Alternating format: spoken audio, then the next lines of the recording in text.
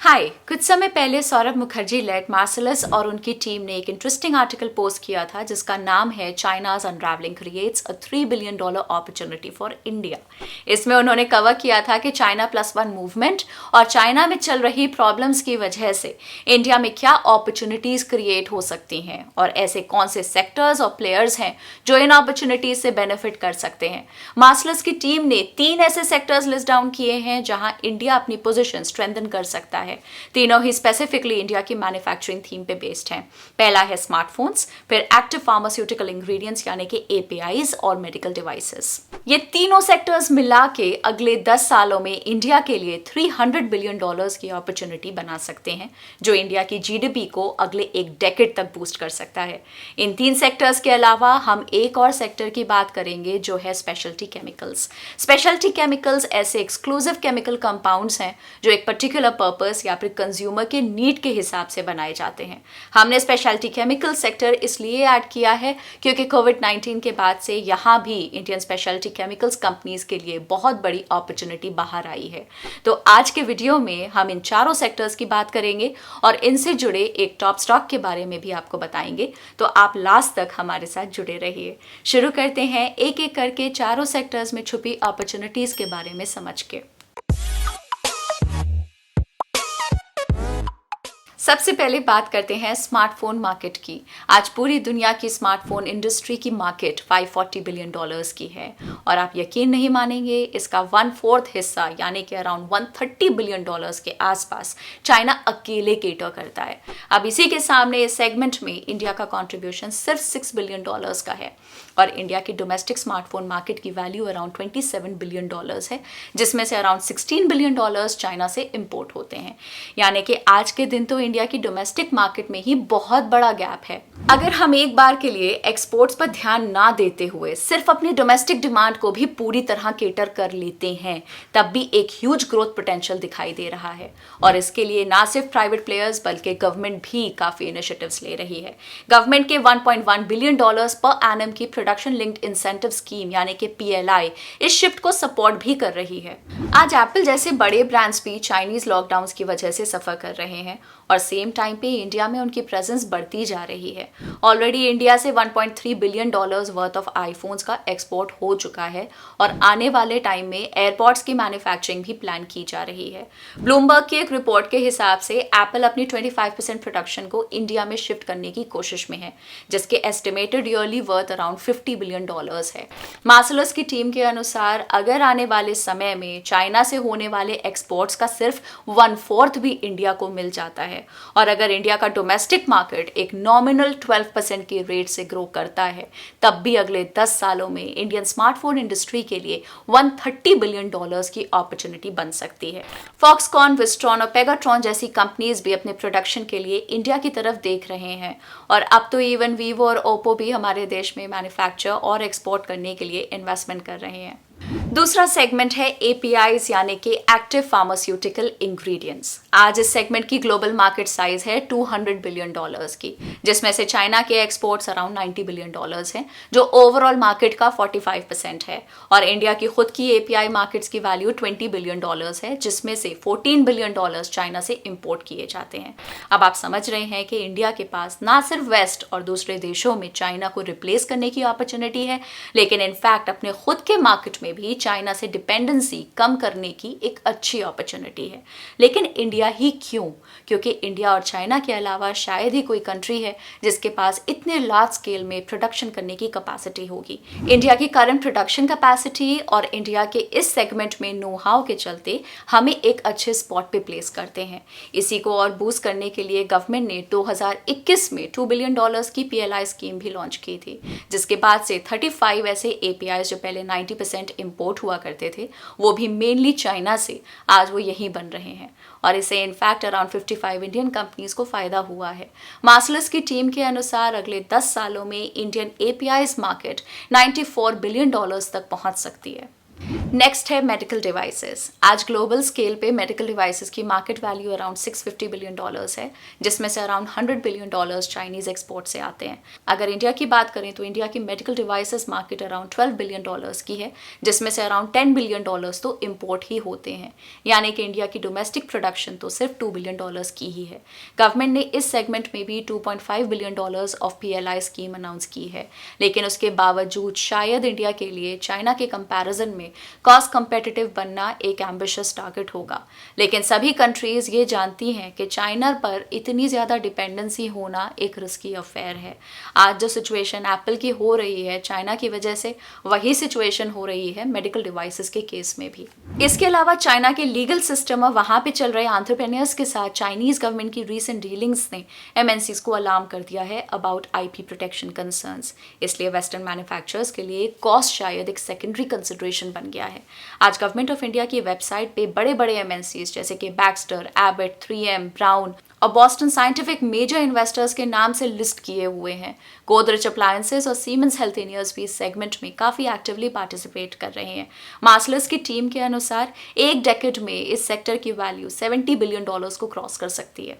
Next sector है speciality chemicals. Last 20 years में global speciality chemicals industry को China ने डोमिनेट किया है, जहां वो एक की सप्लायर बन के इमर्ज हुए हैं। चाइना दुनिया का लार्जेस्ट स्पेशलिटी केमिकल्स मैन्युफैक्चरर है, लेकिन पिछले कुछ सालों से चाइना ने इकोलॉजिकल डैमेज को कर्टेल करने के लिए इस इंडस्ट्री से एग्जिट लेने का एक कॉन्शियस कॉल लिया है। इससे इस इंडस्ट्री में चाइना की लीडरशिप पोजीशन पे सिग्निफिकेंट इंपैक्ट हुआ है, जिससे इंडिया जैसे इमर्जिंग मार्केट्स के लिए एक बड़ी अपॉर्चुनिटी है। इंडियन केमिकल इंडस्ट्री काफी डाइवर्सिफाइड है और mainly bulk chemicals, speciality chemicals, agrochemicals, petrochemicals, polymers और फर्टिलाइजर्स जैसे सेगमेंट में डिवाइड की जा सकती है। फाइनेंशियल ईयर 22 में इंडियन केमिकल इंडस्ट्री का मार्केट $232.6 बिलियन के अराउंड था, और इसमें भी अगर इंडिया के सिर्फ स्पेशलिटी केमिकल सेगमेंट की बात करते हैं तो वो 2025 तक 40 बिलियन तक टच कर सकती है। इंडिया के मैन्युफैक्चरर्स ने फाइनेंशियल ईयर 15 से लेके फाइनेंशियल ईयर 21 के दौरान अपने रेवेन्यूज को 11% CAGR से ग्रो किया है,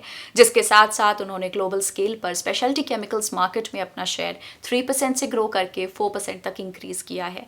इंडियन कंपनीज लगातार अपनी कैपेसिटी को एक्सपैंड कर रहे हैं और आने वाले समय में अपने आप को ग्लोबल डिमांड को केटर करने के लिए रेडी भी कर रहे हैं। इसके साथ अगर गवर्नमेंट के इनिशिएटिव्स की बात करें तो गवर्नमेंट ने इस सेक्टर में 100% FDI यानी कि फॉरेन डायरेक्ट इन्वेस्टमेंट अलाउ किया है। साथ ही साथ इस सेक्टर से जुड़ी PLI स्कीम्स और मेक इन इंडिया मिशन के चलते ये सेक्टर ग्लोबल स्केल पर अच्छा परफॉर्म कर सकता है। अब चलिए देखते हैं 4 ऐसी कंपनीज जो स्पेशल सिचुएशन का फायदा उठा सकती हैं। APIs और स्पेशलिटी केमिकल सेगमेंट से हमने ऐसी कंपनीज चुनी हैं जिनका मेजॉरिटी रेवेन्यू एक्सपोर्ट से आता है। वहीं स्मार्टफोन्स और मेडिकल डिवाइसेस के केस में हमने ऐसी कंपनीज को चुना है जो इन सेगमेंट्स में एक बड़े प्लेयर हों, क्योंकि इन दोनों सेक्टर्स में बहुत लिमिटेड लिस्टेड इंडियन प्लेयर्स हैं। इस वीडियो में नंबर्स कैलकुलेट करने के लिए हमने 9 दिसंबर 2022 को मार्केट क्लोजिंग पे जो नंबर्स थे उनको कंसिडर किया है। तो शुरू करते हैं। अगर हम स्मार्टफोन एक्सपोर्ट्स के सब्स्टिट्यूट के टर्म्स में किसी कंपनी को देखें तो वो है Dixon technologies India limited. Dixon technologies India की largest home grown design focused और सोल्यूशंस प्रोवाइडिंग कंपनी है, जो मोबाइल फोन्स या smartphones, home appliances, CCTV, medical equipment, consumer durables और लाइटिंग्स की मैन्युफैक्चरिंग में इन्वॉल्व है। साथ ही साथ वो सेट टॉप बॉक्सेस, स्मार्टफोन्स और LED TV पैनल्स के रिपेयर और रिफर्बिशमेंट में भी इन्वॉल्व हैं। एज ऑफ 21 मार्च 2022 डिक्सन के 29% रेवेन्यू स्मार्टफोन सेगमेंट से आते हैं। कंपनी फिलहाल 2 बिजनेस मॉडल्स पे ऑपरेट करती है। एक है ओरिजिनल इक्विपमेंट मैन्युफैक्चरर यानी कि OEM मॉडल, और दूसरा ओरिजिनल डिजाइनिंग मैन्युफैक्चरर यानी कि ODM मॉडल। OEM मॉडल में डिक्सन कस्टमर्स के स्पेसिफिकेशंस के मुताबिक प्रोडक्ट्स को असेंबल करती है, और ODM मॉडल में वो प्रोडक्ट की डिजाइन से लेके R&D और मैन्युफैक्चरिंग सब कुछ इन हाउस ही करती है। डिक्सन की फाइनेंशियल प्रोफाइल भी हेल्दी है। चैलेंजिंग एनवायरनमेंट के बावजूद कंपनी ने रॉबस्ट इंप्रूवमेंट डिस्प्ले किया है, जिसको मेनली कंज्यूमर इलेक्ट्रॉनिक्स और मोबाइल सेगमेंट ने सपोर्ट किया था। जैसा कि आप देख सकते हैं, कंपनी ने सभी पैरामीटर्स में स्ट्रॉन्ग इंप्रूवमेंट दिखाई है। कंपनी के लिए सबसे बड़ा रिस्क है कि उनके रेवेन्यूज, उनके बिजनेस प्लान और उनके कस्टमर्स के परफॉर्मेंस से काफी क्लोजली लिंक्ड है। डिक्सन के मेजॉरिटी रेवेन्यूज और ऑपरेटिंग प्रॉफिटेबिलिटी उनके टॉप 3 कस्टमर्स से ही आते हैं, यानी कि Xiaomi, सैमसंग और पैनासोनिक, और ये उनके लिए एक क्लाइंट कॉन्सेंट्रेशन रिस्क है। भले ही उनके क्लाइंट्स के साथ लॉन्ग स्टैंडिंग रिलेशंस हैं, इन्वेस्टर्स को इस सिचुएशन पर एक क्लोज वॉच रखनी चाहिए। चलिए अब कंपनी के फाइनेंशियल्स और टेक्निकल रेशियोज पे एक नज़र डालते हैं। सेकंड कंपनी जो एपीआई इंडस्ट्री में पोटेंशियल ग्रोथ से बेनिफिट कर सकती है वो है gland pharma limited. Gland pharma ने अपनी जर्नी की शुरुआत कुछ प्रोडक्ट्स के कॉन्ट्रैक्ट मैन्युफैक्चरिंग से की थी।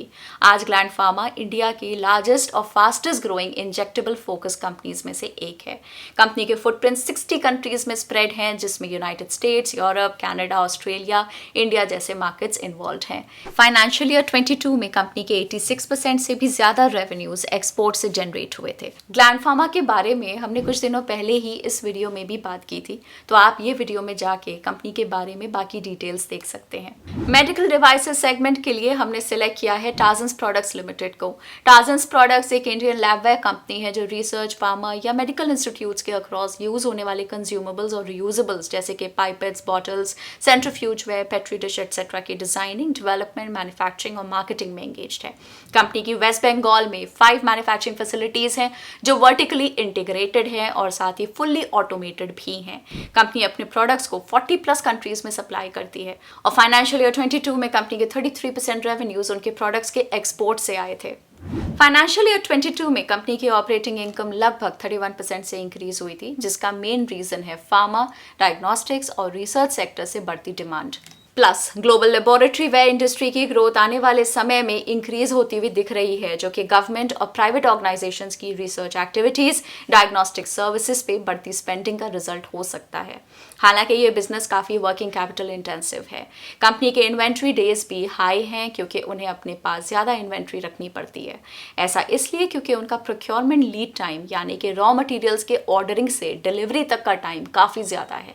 उनके वर्किंग कैपिटल डेज 211 है और इंडस्ट्री एवरेज कुछ 167 डेज की है, और ये इन्वेस्टर्स को मॉनिटर करना चाहिए। चलिए अब कंपनी के फाइनेंशियल और टेक्निकल रेशियोज पे एक बार नजर डालते हैं। और आखिरी कंपनी है स्पेशलिटी केमिकल सेगमेंट से तत्व चिंतन फार्मा केम लिमिटेड।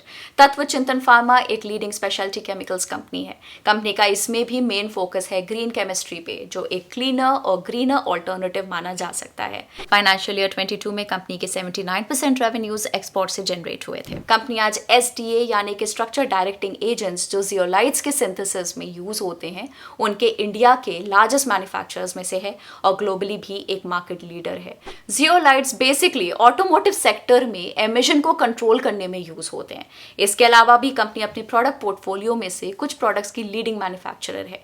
इसके साथ ही कंपनी इस नीश सेगमेंट में पिछले कई सालों से काम कर रही है, जिसके चलते कंपनी के दोनों साइड के स्टेक होल्डर्स यानी कि कस्टमर्स और उनके सप्लायर्स के साथ अच्छे रिलेशंस हैं।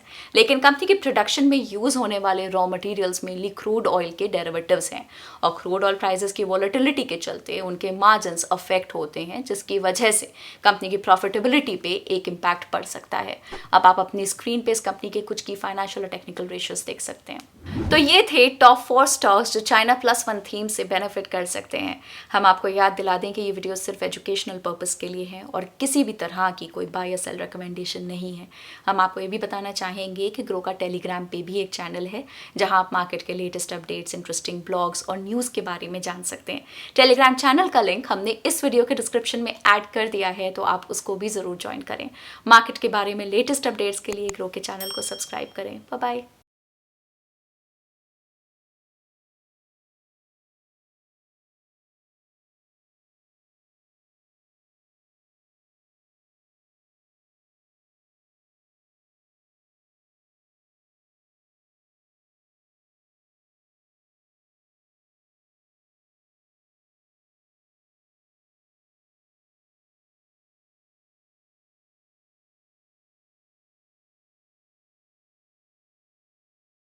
Investment in securities market are subject to market risks. Read all the related documents carefully before investing. Please read the risk disclosure documents carefully before investing in equity shares, derivatives, mutual fund, and or other instruments traded on the stock exchanges.